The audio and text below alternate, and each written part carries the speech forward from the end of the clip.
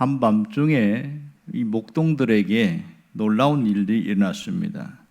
그것은 주의 사자와 천사들이 나타나서 그들의 귀를 의심할 만한 일들이 일어났는데, 갑자기 어마어마한 천사들이 확 나타나더니 거기서 하늘에서 찬양을 하는 거예요. 누구를 찬양하고 있습니까? 태어나신 아기 예수께 찬양을 하는 그런 일들이 일어났습니다. 11절을 보면 다윗의 동네에 구주가 나셨다 이렇게 이야기합니다. 구주가 뭡니까? 우리를 구원할 자, 이런 뜻이잖아요. 곧 그리스도 출신이라. 이 말은 그들이 지금까지 기다려온 메시아다. 그 메시아가 이 베들레헴에 탄생하셨다, 그 얘기를 하고 있습니다. 그러면서 이 목동들에게 너희가 가서 확인해봐라, 그 얘기합니다. 12절에 보면 너희가 가서 강보에 누인 아기를 한번 확인해봐라, 이런 얘기를 하는데, 자, 여기서 의문점 드는 게 왜 굳이 확인해봐라 이렇게 했을까요? 지금 이 말을 하는 사람들이 누구지요? 천사들입니다. 사람이 아니라 천사가 한다는 것은, 천사가 그들에게 나타난 것 자체가 기적이고 대단한 일인데 굳이 확인해보라 하는 것은 무슨 뜻일까요? 이 목동들이 어마어마한 일들을 믿지 못하기 때문에 너희들이 직접 눈으로 확인해서 보고 믿으라, 그런 뜻입니까? 아니면 또 다른 뜻이 있는가 하는 겁니다. 여기서 잘 보세요. 지금 천사들이 하는 모든 것 자체가 어마어마한 일입니다. 그런데 이 엄청난 사건을 이야기한 대상이 목동들이라는 것에 눈여겨봐야 됩니다. 이 목동들이 누구냐는 거예요. 자, 성경에 보면 목동들이 두 종류가 나오는데, 하나는 그런 작은 소규모의 가축들을 기르는 목동이 있어요. 이 목동을 히브리어로 로에라고 합니다. 이 로에라는 목동들이 있는데 거기에는 많은 목동들이 그렇게 살고 있었어요. 많지는 않지만 대규모의 가축을 거느린 목동들이 있었습니다.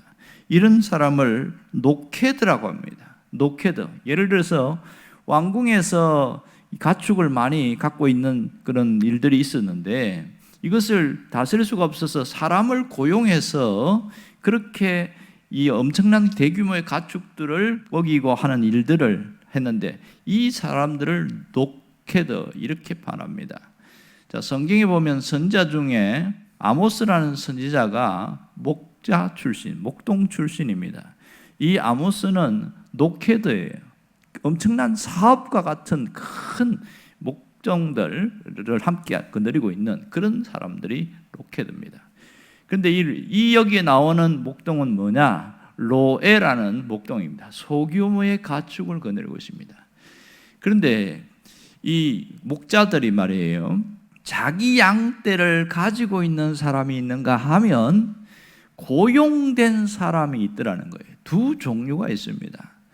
자기 양떼를 갖고 있는 사람을 성경에 보면 예수님이 선한 목자다 이렇게 표현하고 있고요, 돈을 받고 그 양떼들을 기르는 사람, 고용된 사람을 삭군 목자 이렇게 표현했습니다. 무슨 차이가 있을까요? 자기 양떼를 갖고 있는 사람들은 양 한 마리 한 마리 이름을 다 기억하거든요. 그러니까 양이 뭔가 짐승들에게 잡혀가는, 일이나 늑대에 잡혀가면 목숨 걸고 끌고 옵니다. 어떻게 하든지 그 양을 잃지 않으려고 목숨을 걸어요. 그런데 삭군 목자들은 그렇게 할 이유가 없습니다. 돈 받고 일하니까 뭐 한 마리 죽으면 할 수 없지 뭐 이럽니다. 그래서 오죽하면 이 미시나라는 그들의 장로의 유전 전통이 있는데 거기에 보면 이렇게 써놨어요. 늑대나 이리가 한 마리가 와서 물고 가려고 할 때는 반드시 그것을 내쫓아야 된다 이렇게 이야기하고요, 혹시 떼를 지어서 두 마리 이상 와서 양떼를 괴롭힐 때는 잡혀가도록 내버려둬도 상관없다는 거예요. 왜냐하면 목숨을 잃을 수 있으니까. 오죽하면 그렇게 기록했을까요? 그래서 그걸 알기 때문에 예수님이 선한 목자와 삭군 목자 이야기를 그때 하신 거예요. 그럼 여기에 있는 이 목동들은 누굴까요? 고용된 자들이 거의 가능성이 많습니다. 돈을 받고 고용된 자들이에요. 근데 오늘 보니까 밤에 잠을 안 자고 있던 자들이라는 겁니다. 지금 천사들이 캄캄한 밤중, 한밤중에 찾아왔잖아요. 이것은 그들이 밤에도 일을 하고 있는, 교대로 일을 하는 자들이 아닌가 생각합니다. 적은 돈을 받고 고된 노동을 하는 그런 자들에게 찾아왔습니다. 성경에는 아주 고상하게 표현되어 있지만 사실은 일종의 우리나라식으로 하면 머슴과 같은 사람들이지요.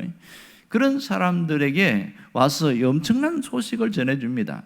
이들에게 가서 지금 확인해보라 하는 것이 뭡니까? 표적이에요. 12절을 보면 표적을 이야기하고 있습니다. 무엇이 표적입니까?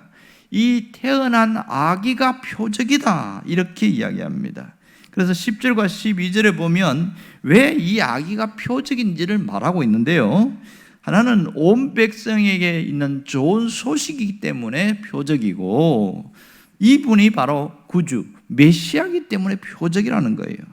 그리고 모든 사람들에게 기쁨을 주고 모든 사람들에게 평안을 주는 분이기 때문에 표적이다, 이 얘기를 하고 있습니다. 자, 오늘 이걸 통해서 알 수 있는 게 뭡니까? 우리를 구원하실 하나님, 그 메시아가 아기로 인간의 몸으로 오셨다는 것을 정확하게 보여주고 있습니다. 이건 부인할 수 없는 일이지요.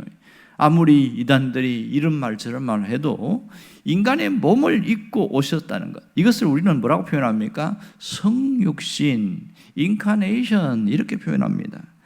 그러므로 이것은 사람이 할 수 없는 일이기에 기적이요, 천사가 말한 대로 하나님이 말씀하신 그 약속을 이루고 증명하는 악이기 때문에 표적이다, 이렇게 분명하게 이야기하고 있습니다. 2000년 전에 오신 예수님은 이 땅에 오신 표적인 것은 확실합니다. 이 표적은 영어로 말하면 사인이라는 겁니다. 하나님의 일이 이루어질 자로 보인 사인. 우리가 이것에 대한 분명한 믿음과 신앙 고백이 있어야 된다는 것은 너무나 잘 알고 있습니다. 어떤 믿음입니까? 예수님이 나의 구원자요, 나의 주인이심을 확실히 믿습니다. 이런 고백이 중요한 것이죠. 자, 우리가 메시아로 오신 걸 믿습니까? 거의 다 아멘 하지요. 이 땅에 예수님이 오신 것을 인격적으로 영접했습니까? 그 말에도 아멘을 해요.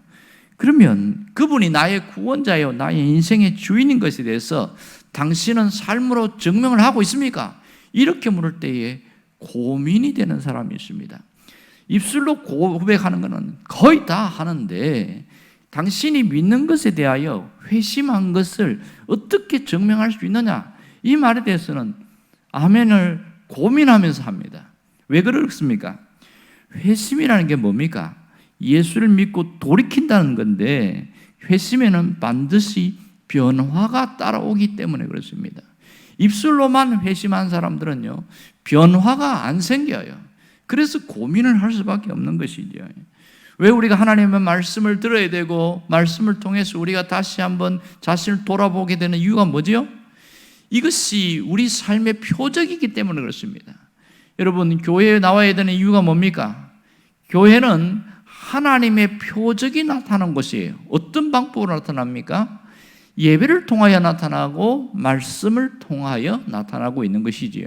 그래서 우리가 늘 예배 때마다 말씀을 통해서 하나님을 만나게 되고 그 하나님을 경험하고 우리를 돌아볼 수 있게 되는 그런 귀한 일이 생기잖아요.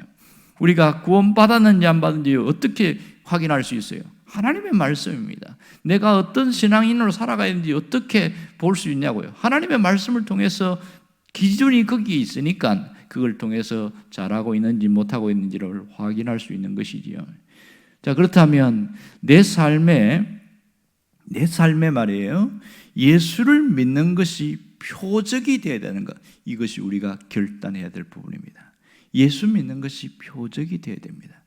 어떻게 하면 표적이 되나요? 삶으로 증명될 때에 표적이 될 수가 있습니다. 주님은 거기에 대해서 일찍이 나무 비유를 한 적이 있죠. 나무와 열매를 이야기하면서 무화과 나무는 무화과 열매를 맺고 감람나무는 감람 열매를 맺고 포도나무는 포도 열매를 맺는다, 이 얘기를 합니다. 그러면서 주님이 중요한 얘기가 그 열매로 그 나무를 안다, 이렇게 이야기했어요. 이 무슨 얘기입니까? 네가 믿는 그 신앙이 진짜면 열매를 통해서 알게 된다는 거예요. 이것이 우리가 온전히 예수 믿는 것에 대한 표적이라는 겁니다. 내가 예수 믿는 것이 표적이라는 것은 진짜 믿는 것이 증명되어야 한다. 그러면 내가 뭘로 증명할 수 있습니까? 이 성경에 있는 얘기를 다 지킬 수도 없는데, 그 중에 가장 한 가지를 들자면 삶의 열매로 나타나야 되는데, 그것이 바로 성경에 나오는 성령의 열매죠. 성령의 9가지 열매, 갈라디아서 5장에 나오는 것을 다른 표현을 하면 성품의 열매다, 이렇게 말합니다. 그러므로 우리 안에 어떤 성품이 나타나야 됩니까? 사랑입니다. 사랑의 성품, 사랑의 열매가 나타나야 돼요. 자, 여기서 여러분, 사랑의 열매를 맺어야 됩니다, 이럽니까? 아멘 하지요. 문제는 그 열매를 맺을 때 어떻게 맺느냐, 이 부분을 설명해 주지 않으니까 늘 힘들어해요. 늘 사랑하라고, 사랑으로 대하려고 하니까 지쳐버리는 거예요. 그러다 보니까 이 말씀이 도덕이 되고 윤리가 돼버리고, 하나님의 말씀대로가 아니고 내가 하려고 애를 쓰다 보니까 신앙생활이 너무 힘든 거예요. 여기서 전제돼야 되는 게 뭡니까? 내 안에 있는 사랑이 아니라 하나님의 사랑이 나타나야 된다는 겁니다. 어떻게 해야 하나님의 사랑이 나타나죠? 하나님의 사랑을 부어달라고 그렇게 기도하는 게 먼저 전제가 되어야 되죠. 그래야 사랑은 흘러가야 되는 것이지 억지로 쥐어짜는 것이 아니거든요. 이게 먼저 전제가 되어야 돼요. 그러면 내가 이 사랑의 열매가 나타나야 된다 할 때는 어떤 사랑입니까? 내가 가진 사랑이 아니라 하나님으로부터 내가 부음받은 그 사랑으로 나타내는 거죠. 그래서 그 사랑이 흘러가고 있는지 아닌지 그것만 점검해 보면 됩니다. 그러므로 이 사랑의 열매를 맺으려고 하는 사람은 먼저 하나님의 사랑을 부어달라고 기도하는 것이 전제가 돼야 되고, 그 사랑이 내 안에서 흘러가야 됩니다. 이것은 하자가 없어요. 대가를 요구하는 것도 없어요. 내가 사랑했으니까 너도 나에게 고맙다고 말을 해야 돼, 그런 것도 생각하지도 않아요. 그냥 흘러가는 거예요. 이게 성령의 열매 중에 사랑의 열매입니다. 사랑의 성품이죠. 자연스럽게 내 안에 사랑이 있고 내 안에 그 속에 사랑이 흘러나오고, 그러니까 자연스럽게 사랑이 맺어지는 겁니다. 잘못 아는 사람은 성령의 열매를 내가 맺어야 된다고 생각하는 사람들이 상당히 많습니다. 나무가 내가 열매를 맺어야 하지 않은 나무가 어디가 있겠어요? 뿌리로부터 자양분을 공급받으면서 저절로 맺는 게 나무거든요. 그래서 예수님이 우리를 그렇게 표현했잖아요. 예수님 자신이 나무의 뿌리고 원줄기고 우리는 가지다, 이렇게 이야기했습니다. 그렇다면 내가 맺은 게 아니고 주님으로부터 그 모든 것을 다 빨아들이고 그렇게 했을 때에 열매가 맺혀지는 것이다. 이걸 알 수 있는 거 아니겠어요? 그러므로 오늘 내가 예수 믿는 것이 표적이다, 이렇게 말할 때는 내 안에서 사랑의 열매가 맺혀지고 내 삶으로 흘러가야 된다, 그 얘기를 하고 있는 거거든요. 누구의 사랑입니까? 하나님의 사랑입니다. 부원받은 그 사랑이 끊임없이 흘러가게 만드는 것, 그것이 사람들에게 표적으로 나타나게 되어집니다. 내 삶을 통해서 하나님이 살아계시구나, 저 사람 보니까 하나님이 있긴 있나 보다, 그렇게 말이 나올 수밖에 없는 것이죠. 이렇게 믿으면 그렇게 어려운 게 아니에요. 쉬워진단 말입니다. 그런데 많은 사람들이 이런 원리를 모르고 내가 열심을 다해서 믿으려고 하니까 지쳐버리는 겁니다. 여러분, 이 우선순위를 잘 기억할 수 있기를 바랍니다. 늘 내 안에 사랑이 풍성하려고 하면 먼저 주님으로부터 사랑을 공급받아야 됩니다. 그걸 위해서 우리가 기도해야 되고 그 사랑으로 내가 살아가려고 해야 됩니다. 그러면 모든 게 쉬워집니다. 성탄을 기다리는 여러분들이 이 사랑이 내 안에서 흘러가서 사람들에게 주님이 오신 그 표적들이 나타날 수 있기를 주의 이름으로 축원합니다. 기도하겠습니다.